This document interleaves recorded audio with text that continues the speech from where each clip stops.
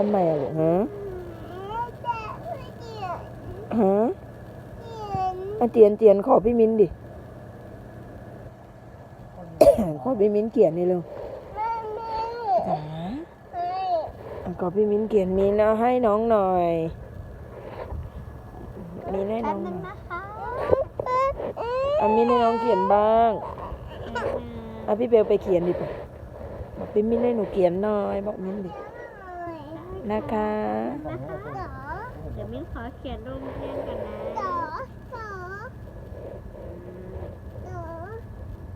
หอมดีหอมพี่มิ้นดิลูกหอมพี่มิ้นดิพี่มิ้นให้หอมดีครับจ๋อพี่มิ้นเลยมีปากกาไหมเนี่ยเขียนพี่เอาดินสอให้เปลขาเปลขา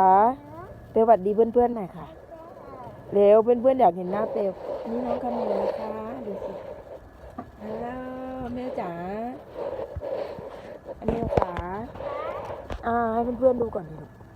ไหนดูสิเมลทำอะไรน้องไม่เขียนน้องไม่เขียนน้องมันชอบขีดตอนนั้นมันฉีกที่ห้องลุงเล็กอะ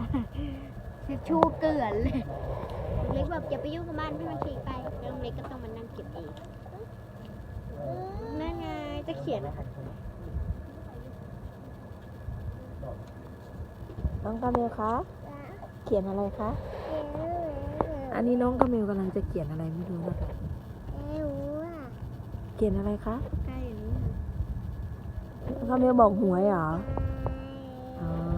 ใจด้วยนะคะดูคาเมลนับนะคะ